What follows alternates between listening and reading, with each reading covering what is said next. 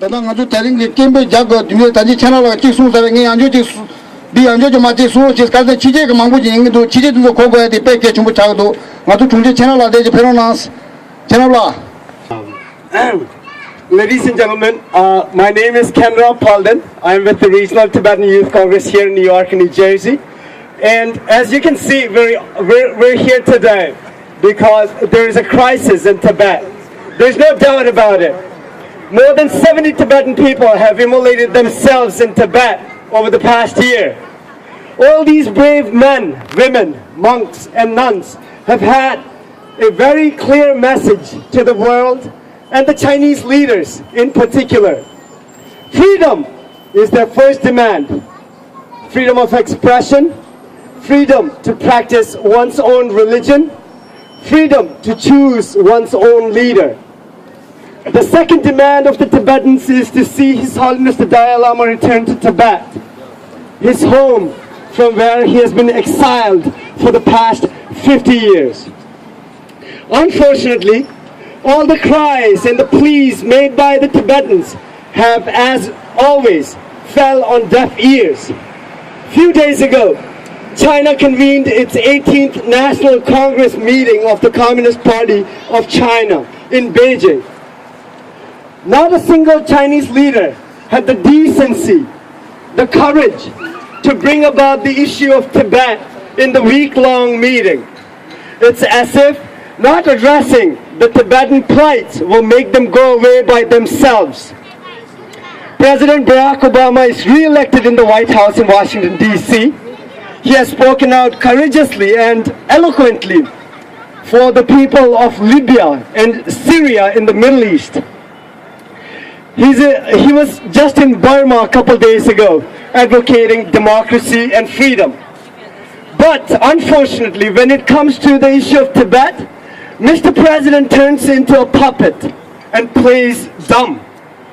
Maybe Mr. President doesn't know that the aspirations of the Tibetan people are the very principles that laid the foundations of this great country. Democracy, right to live, and right to choose. People's Republic of China must take responsibility of all the deaths of Tibetans inside Tibet and elsewhere. It's the inconsiderate and stubborn attitude on the part of the Chinese officials that have led to this unbearable crisis. It's the marginalization of the Tibetan people, vast number of Chinese migration into Tibet. It's the attack on Buddhism. It's the lack of opportunity among the Tibetans. And it's the frustration to not be able to see their own true leader, the Dalai Lama. These are the reasons, these are the causes that have plunged Tibet into such unprecedented desperation. It's very difficult for many people, including myself, to make any sense of this daring form of protest carried out by Tibetans, the self-immolation. Imagine burning a hair on your body.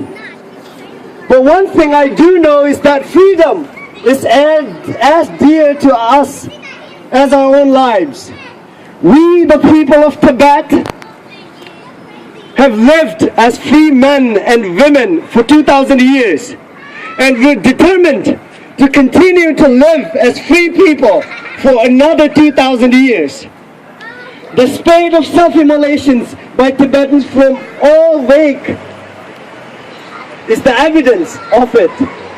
But let's not forget those. There are many others who have also sacrificed their lives in different ways to secure this collective will of the Tibetans. Just last week, some 6,000 students in Repkong, Ambo, went to the streets in solidarity with the self-immolators and to protest Chinese government's failed policies in schools and monasteries in Tibet. This collective will of the Tibetan people will not break free. This collective will to break free cannot be suppressed by guns and intimidations. We gather here today to represent the wish of all the 6 million Tibetans who live in a constant state of fear and uncertainty. We are the spokespersons of those Tibetans who are harming themselves in order for the world to heed to their sufferings. We gather here today in front of the United Nations to seek justice.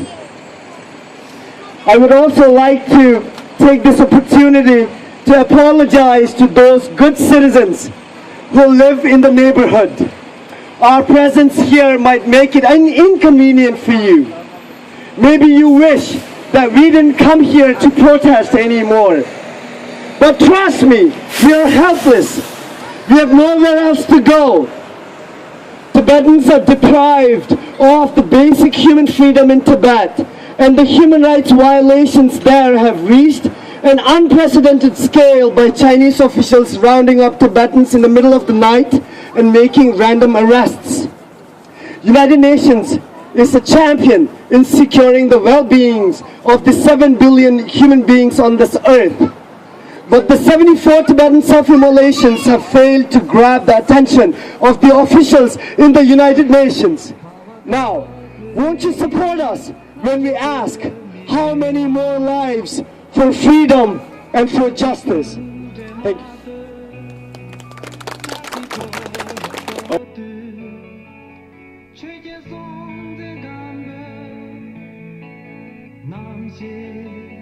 Nam